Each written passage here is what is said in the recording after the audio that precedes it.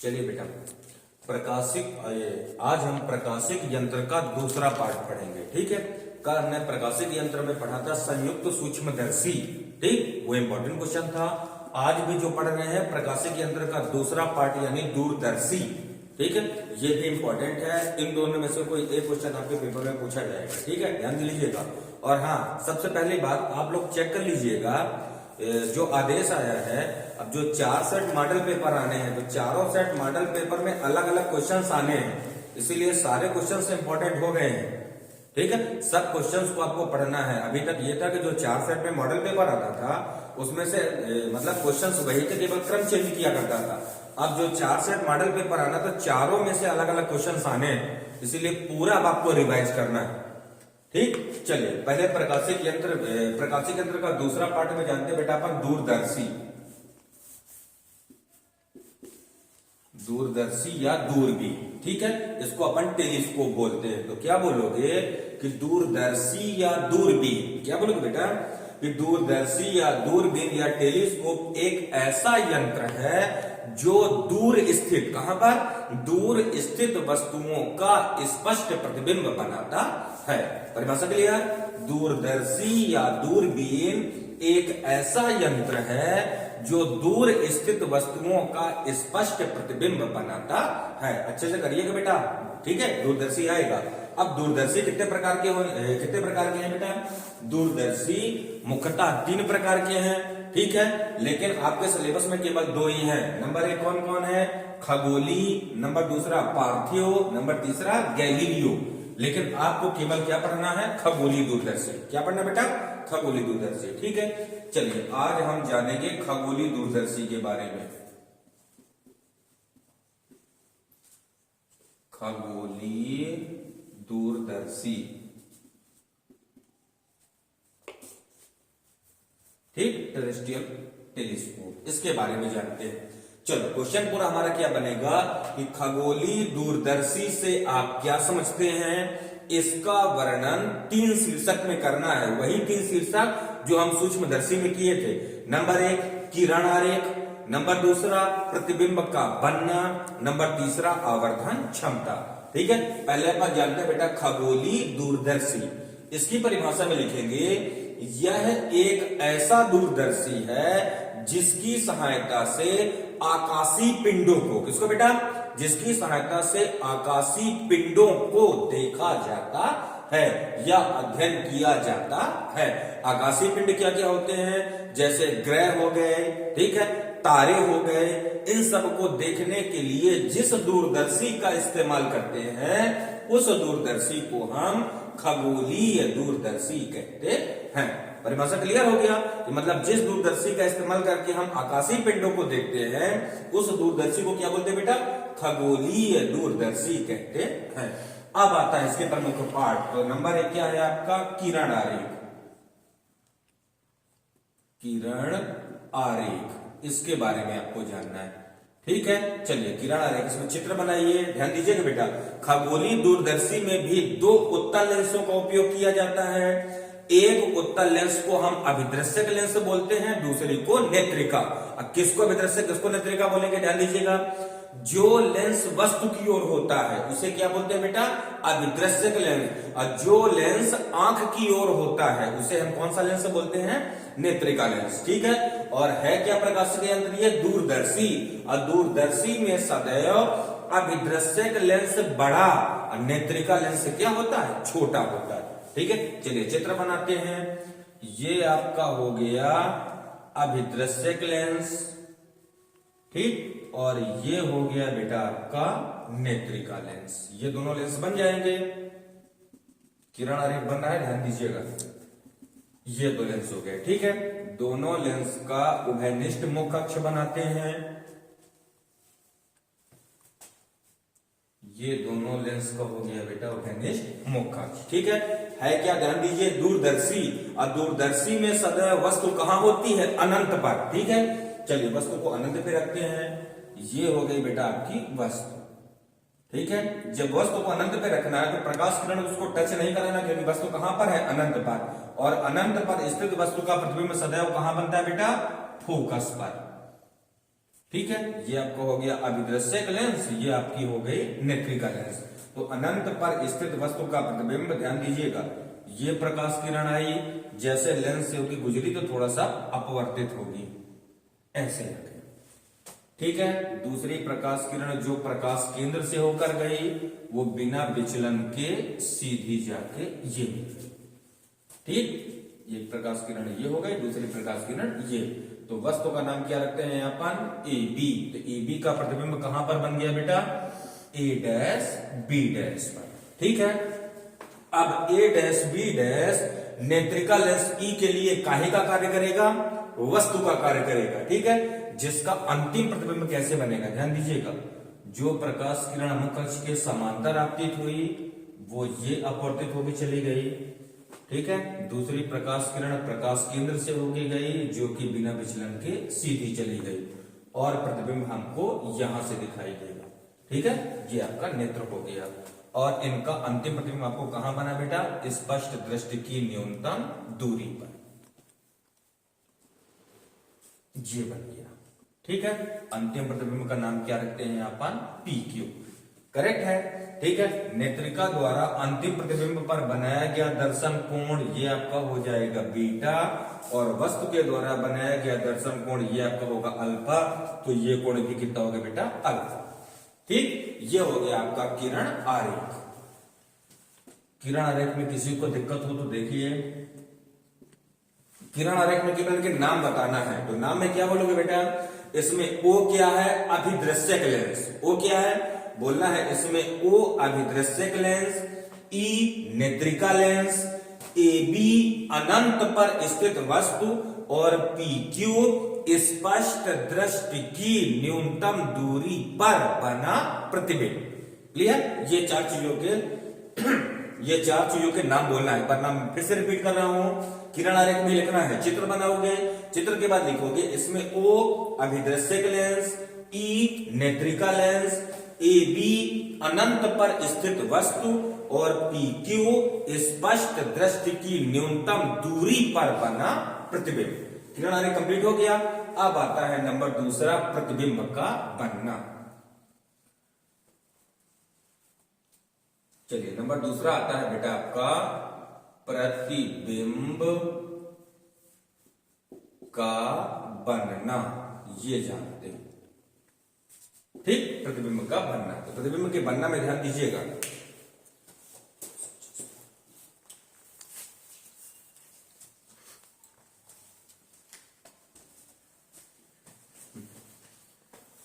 चलिए प्रतिबिंब का बनना में ध्यान दीजिएगा। प्रतिबिंब का बनना बनता कैसे है ये ध्यान दीजिएगा। सबसे पहले प्रतिबिंब का बनना में आपको क्या लिखना है बेटा, दोनों लेंसों के काम लिखना है। ये आपका कौन सा लेंस है, अभिदर्शक लेंस यानी ऑब्जेक्ट लेंस, ये आपका नेत्रिका लेंस यानी आई लेंस, दोनों का वर्किंग लिखना है। ध्यान दीजिएगा, क्या बोलोगे, अनंत पर, कहां पर बेटा, अनंत पर स्थित वस्तु ए बी का प्रतिबिंब अभिदर्शक लेंस ओ के द्वारा फोकस पर ए डैश बी डैश के रूप में बनता है। ये इसका काम। क्लियर, एक लाइन फिर से रिपीट कर रहा हूं, ध्यान दीजिएगा। अनंत पर स्थित वस्तु ए बी का प्रतिबिंब अभिदृश्यक लेंस ओ के द्वारा फोकस पर ए डैश बी डैश के रूप में बनता है। क्लियर, सेकंड लाइन में ध्यान दीजिएगा, सेकंड लाइन में लिखोगे नेत्रिका लेंस ई को खिसका कर, नेत्रिका लेंस ई को खिसका कर इस प्रकार व्यवस्थित करते हैं कि ए डैश बी डैश उसके प्रकाश केंद्र और फोकस के बीच में आ जाए। ध्यान दीजिएगा, नेत्रिका लेंस को अपन खिसका सकते हैं, तो इसको खिसकाकर ऐसे व्यवस्थित करना है कि ए डैश बी डैश कहां पे आ जाए बेटा, उसके प्रकाश केंद्र और फोकस के बीच में आ जाए, जिससे उसका अंतिम प्रतिबिंब कहां पर, स्पष्ट दृष्टि की न्यूनतम दूरी पर पी क्यू के रूप में बनता है। ये हो गया बेटा आपका प्रतिबिंब का बनना। क्लियर हो गया, दोनों लेंसों के बाद काम बोलना है, मैं लगातार पढ़ रहा हूं, ध्यान दीजिएगा। अनंत पर स्थित वस्तु ए बी का प्रतिबिंब अभिदृश्यक लेंस ओ के द्वारा उसके फोकस पर ए डैश बी डैश के रूप में बनता है।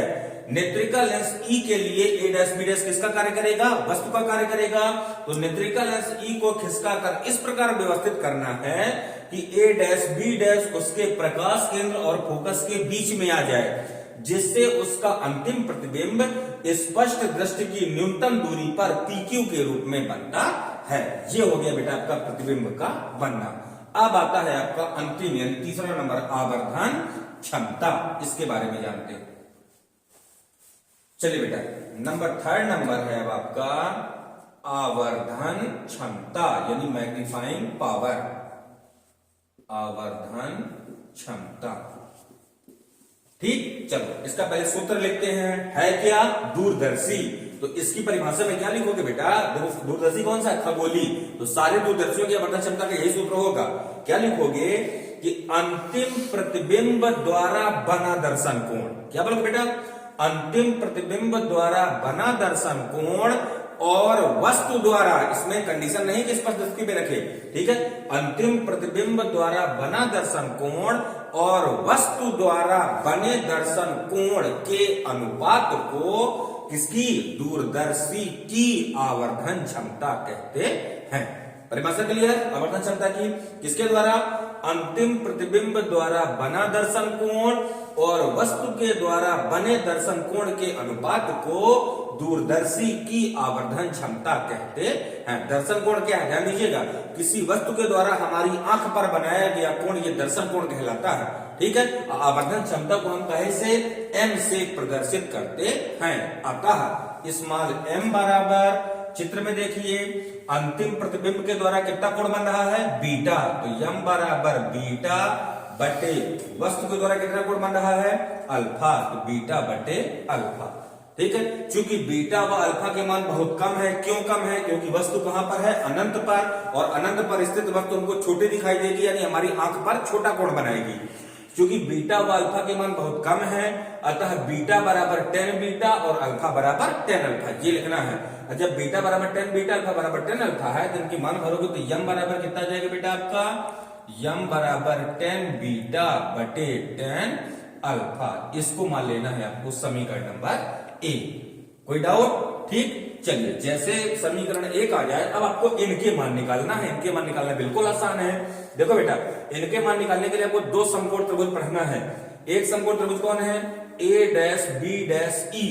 लिखेंगे समकोण त्रिभुज ए डैश बी डैश ई में, ठीक है। ए डैश बी डैश ई, इसमें कोण कितना बन रहा है? बीटा। तो 10 बीटा बराबर 10 बराबर क्या होता है? लंब बटा आधार ना। तो लंब कितना है बेटा? ए डैश बी डैश, आधार कितना है? E B dash. तो ये आपका आ जाएगा ए डैश बी डैश बटे ई बी डैश। ये 10 बीटा का मान मिल गया। कोई डाउट? चलिए अब अल्फा का मान निकालते हैं। अल्फा ये कोण है तो ये कोण भी है, ध्यान दीजिएगा। तो इस कोण के लिए कौन सा समकोण बन रहा है? ए डैश बी डैश ओ। लिखेंगे समकोण त्रिभुज ए डैश बी डैश ओ में, ठीक है। इस वाले में ध्यान दो बेटा, A dash B dash O, इसमें कोण कितना बन रहा है? अल्फा। तो 10 अल्फा बराबर कितना जाएगा? वही लंब बटा आधार, यानी ए डैश बी डैश बटे ओ बी डैश। ए डैश बी डैश बटे ओ बी डैश, दोनों के मान मिल गए 10 बीटा 10 अल्फा के। अब ये दोनों मान कहां भर देना है? समीकरण 1 में। लिखोगे बेटा समीकरण 1 से, जब समीकरण 1 में मान भरोगे तो यम बराबर क्या लिखेंगे यहाँ पे? समीकरण 1 से मान भर रहे हैं, तो यम बराबर 10 बीटा का मान देखो कितना है? ए डैश बी डैश बटे ई बी डैश। अब पूरे की बटे 10 अल्फा का मान कितना है बेटा? ए डैश बी डैश बटे ओ बी डैश, ठीक है। ए डैश बी डैश से ए डैश बी डैश क्या हो गया? कैंसिल। ओ बी डैश कहां चला जाएगा बेटा? ऊपर। तो यम बराबर कितना आ जाएगा? यम बराबर ओ बी डैश बटे ई बी डैश। कितना आ जाएगा? ये ओ बी डैश ऊपर चला गया, तो ओ बी डैश बटे ई बी डैश। अब इनके मान रखते हैं, ध्यान दीजिए। लिखेंगे चूंकि ओ बी डैश बराबर, यहां पे देखो बेटा, ओ बी डैश यहां से लेके यहां तक की दूरी, वस्तु कहां पर है? अनंत पर, और अनंत पर रखी वस्तु का प्रतिबिंब कहां पर बन रहा है? उसके फोकस पर। तो ओ बी डैश बराबर कितना हो जाएगा? F2। कितना होगा बेटा?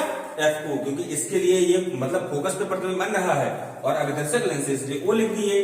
प्रकाश किरण की दिशा में हो इसीलिए धनात्मक आ गया, और इसी प्रकार किसका मान निकालना है आपको, ईबी डैश का। तो ईबी डैश बराबर कितना आ जाएगा बेटा, देखो बेटा ईबी डैश प्रकाश किरण की विपरीत दिशा में, तो कौन सा साइन आएगा, माइनस। और ए डैश बी डैश ई के लिए काहे का कार्य कर रहा है, वस्तु का। तो वस्तु की दूरी को अपन यू से इंडिकेट करते हैं ना, तो ईबी डैश बराबर माइनस यूई। और ये दोनों मान उठा के जब यहां प्लेस करेंगे तो यम बराबर कितना आ जाएगा बेटा, बोलिए भला।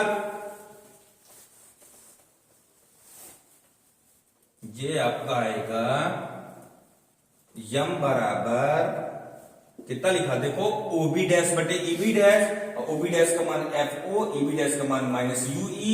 तो एम बराबर एफ ओ बटे माइनस यूई, यानी एम बराबर कितना आ जाएगा बेटा, माइनस का एफ ओ बटे यूई। ये आ गया खगोलीय दूरदर्शी की आवर्धन क्षमता का सूत्र। ऐसे करना है, करेक्ट। किसी को डाउट, क्लियर, अच्छे से कंप्लीट कर दिएगा बेटा, पेपर में इसको आने आना है, जिस सेट में आ जाए खगोलीय दूरदर्शी का आवर्धन क्षमता। अब इसकी कंडीशन है वही दो कंडीशन जो अपन सूक्ष्मदर्शी में पढ़े थे। कंडीशन क्या थी बेटा, कि पहली कंडीशन जब प्रतिबिंब कहां पर बने, स्पष्ट दृष्टि की न्यूनतम दूरी पर। लिखेंगे कंडीशन फर्स्ट, जब प्रतिबिंब स्पष्ट दृष्टि की न्यूनतम दूरी पर बने। ठीक है, यानी प्रतिबिंब कहां पर बन रहा है, स्पष्ट दृष्टि की न्यूनतम दूरी पर। तब लेंस सूत्र से, लेंस सूत्र आपको लगाना है। लेंस सूत्र क्या होता है बेटा, 1/f बराबर 1/v माइनस 1/u। सबके मान करो, सारी दूरियां नेत्रिका लेंस से लिखते हैं तो ध्यान दीजिएगा 1/fe, क्योंकि नेत्रिका लेंस की फोकस दूरी धनात्मक होगी और उसको इस से इंडिकेट करेंगे तो 1/fe बराबर माइनस का 1/d, और ये माइनस 1 माइनस का ue। ये प्रतिबिंब की दूरी हो गई, ये वस्तु की दूरी हो गई।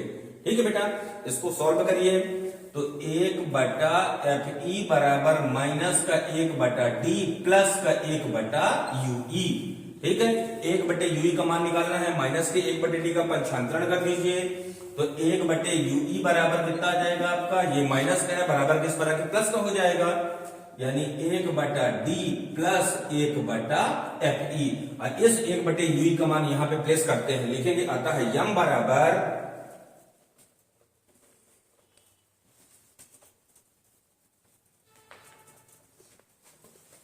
क्या लिखोगे बेटा, आता है यम बराबर माइनस एफ ओ, ये ले गया। 1/ue का कितना मान हो गया, यहाँ पे देखिए 1/ue का मान 1/d प्लस 1/fe, यानी कितना हो जाएगा 1/d प्लस 1/fe। ये हो गया बेटा, जब प्रतिबिंब कहां पर बने, स्पष्ट दृष्टि की न्यूनतम दूरी पर, तब खगोलीय दूरदर्शी की आवर्धन क्षमता।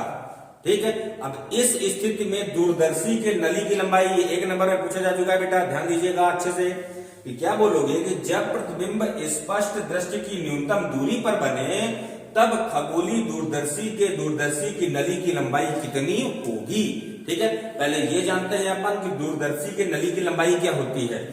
किसी भी दूरदर्शी के, चाहे प्रकाशी के अंदर में बेटा, चाहे दूरदर्शी ले चाहे सूक्ष्मदर्शी ले, ठीक है, किसी भी दूरदर्शी के कौन सा लेंस है, अभिदृश्यक लेंस और नेत्रिका लेंस के बीच की दूरी को उसके नली की लंबाई कहते हैं। आपको O और E के बीच की दूरी निकालना है। प्रतिबिंब कहां बन रहा है, स्पष्ट दृष्टि की न्यूनतम दूरी पर, तो O और B डैश के बीच की दूरी कितनी होगी, FO। कितनी होगी बेटा, FO, क्योंकि इसके फोकस पे बन रहा है। और E और B डैश के बीच की दूरी कितनी होगी, UE। ठीक है, क्योंकि इसके लिए वस्तु का कार्य कर रहा है। तो इस स्थिति में दूरदर्शी के नली की लंबाई कितनी हो जाएगी, FO प्लस UE। क्लियर हो गया। कंडीशन से दूसरा कंडीशन क्या है बेटा, जब प्रतिबिंब कहां पर बने, अनंत पर बने। जब प्रतिबिंब अनंत पर बने, ठीक है, सबको पता है कि प्रतिबिंब अनंत पर कब बनता है, जब वस्तु कहां रखी हो, फोकस पर। कहां रखी है बेटा वस्तु, फोकस पर, यानी UE बराबर कितना हो जाएगा, यूई बराबर एफ ई। यदि वस्तु फोकस पर रखी होगी तो प्रतिबिंब अनंत पर बनेगा, यानी यूई बराबर एफ ई, तो यूई की जगह एफ ई प्लेस कर दे बेटा। लेकिन अतः यम बराबर माइनस एफ ओ बटे F E, minus F O बटे एफ ई। ये हो गया दूसरी कंडीशन, यानी जब प्रतिबिंब कहां पर बने, अनंत पर बने। तब इस स्थिति में दूरदर्शी के नली की लंबाई कितनी हो जाएगी? अभी देखो बेटा, एफ ओ प्लस यूई थी, और यूई किसके बराबर हो गया है? एफ ई के। तो इस कंडीशन में दूरदर्शी के नली की लंबाई कितनी हो जाएगी? F O plus F E. ऐसे करना, ये आपका खगोलीय दूरदर्शी कंप्लीट। ठीक है, दोनों प्रकाशिक यंत्र बिल्कुल कंप्लीट कर डालिएगा, दोनों आएंगे पेपर में, चाहे संयुक्त सूक्ष्मदर्शी और खगोलीय दूरदर्शी। इसके बाद सरल सूक्ष्मदर्शी भी पढ़ लीजिएगा, यदि 4 सेट में आएगा तो उसको भी पूछा जाएगा। और आपका क्या बोलेंगे, जो मतलब परावर्तक दूरदर्शी और अपवर्तक दूरदर्शी, इन दोनों में अंतर भी पढ़ लीजिएगा। ठीक है, अंतर को हालांकि मैं यहाँ पे बोल के लिखा दूंगा एक दिन, करेक्ट। इसको, इन दोनों को तो कंप्लीट कर लीजिएगा, संयुक्त सूक्ष्मदर्शी और खगोलीय दूरदर्शी। और हाँ, आप लोग उसमें नेट में सर्च करके देख लीजिएगा, चारों सेट में अलग अलग क्वेश्चंस आने हैं। पेपर में लिखा था, इसलिए अच्छे से पूरे क्वेश्चंस की आपको तैयारी करना है। जो जो क्वेश्चन समझ में ना आए, सारे क्वेश्चन मेरे को कॉल करके कमेंट करके आपको पूछिए, क्योंकि पूरे क्वेश्चन रिवाइज कर डालिए, अब पूरा सेट में पेपर आएगा।